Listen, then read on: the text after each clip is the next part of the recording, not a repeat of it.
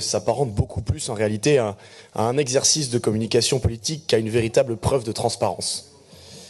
On retrouve finalement un support d'autopromotion pour votre majorité qui occulte totalement les nombreux échecs qui plombent votre bilan. Tout y est mis en scène pour justifier, valoriser et légitimer une action publique qui est finalement fragmentée, souvent hors sol et dépourvue de vision stratégique cohérente.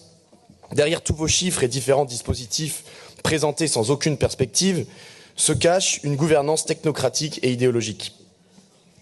Sur des domaines essentiels comme l'énergie, l'économie ou l'aménagement du territoire, la région poursuit des orientations dogmatiques, complètement déconnectées des enjeux de souveraineté, d'efficacité et de proximité. Notre région ne peut pas se comporter comme une agence de subvention, mais doit être un véritable outil de puissance publique territoriale au service des Néo-Aquitains. Sur l'économie et l'emploi, par exemple, aucune stratégie industrielle n'est mise en place. Vous vantez les dispositifs d'aide aux entreprises, à l'ESS, à l'économie circulaire, etc. Mais cela s'apparente plus à un catalogue de subventions et d'accompagnement dispersés.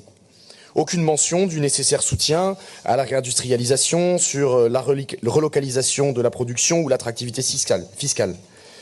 Vos actions s'apparentent plus à du saupoudrage qu'à une stratégie cohérente. On retrouve aussi votre dogmatisme du renouvelable dans la transition écologique, pourtant contre-productif. De nombreux projets éoliens, photovoltaïques, sans aucune remise en cause de l'échec structurel de ces dispositifs. Le modèle défendu est purement idéologique, sans aucun pragmatisme. Pire, il détourne les ressources régionales d'un investissement massif dans les infrastructures stratégiques. En ce qui concerne la mobilité, vous occultez complètement la question de la route, obnubilée par votre obsession du tout ferroviaire, reléguant les zones rurales au second plan, tant les investissements dans les infrastructures ne concernent que les zones urbaines. Mais puisque la région intervient souvent hors de son champ de compétences, pourquoi alors oublier toutes ces zones dépourvues d'infrastructures autres que la route ? Pour l'éducation, l'enseignement professionnel est faiblement valorisé et l'excellence scolaire est totalement ignorée, alors qu'ils sont des éléments essentiels de la réussite de nos élèves. Enfin, le baromètre d'action publique s'apparente plutôt à un outil interne à la région et reflète uniquement la vision de l'exécutif sans aucune expression, un tant soit peu contradictoire. Il néglige totalement la question de l'efficacité de l'administration et de son coût réel. Parlons maintenant du site Ma Région en Action. Il s'apparente purement et simplement à un site de campagne électorale déguisé. Il sélectionne les chiffres qui arrangent en occultant totalement les échecs, présentant l'action régionale comme une suite ininterrompue de succès. Ce site ne mesure pas l'action, mais il la met en scène. Pire, il n'est même pas neutre dans sa présentation. C'est un outil de propagande institutionnelle financé par l'argent du contribuable et mis au service d'un exécutif régional en quête de reconduction en 2028. En réalité, il exprime le règne de l'autosatisfaction technocratique, donnant de très nombreuses données complètement désincarnées et hors sol, sans aucune mise en relation avec les priorités nationales, ni aucune hiérarchisation des politiques, juste un empilement d'initiatives donnant l'illusion d'un pilotage.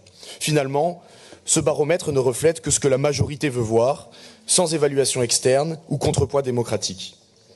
On y retrouve également une forte instrumentalisation de l'écologie, reprenant toutes les obsessions de la gauche, ZFE, biodiversité, neutralité carbone, etc., confortant une écologie punitive et désincarnée, sans rien dire sur le coût des subventions ou l'échec des énergies intermittentes. Une véritable vitrine militante.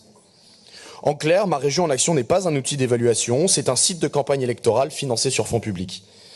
Il cherche à justifier l'action d'une majorité hors sol et idéologique, technocratique et déconnectée des enjeux vitaux de notre temps, souveraineté, sécurité et proximité. Nous dénonçons fortement cette dérive et exigeons que les outils régionaux soient contrôlés, pluralistes et centrés sur l'intérêt général, pas sur la réélection de l'exécutif, ce qui, malgré cela, à l'horizon 2028, est loin, et très loin, d'être une fatalité. Je vous remercie.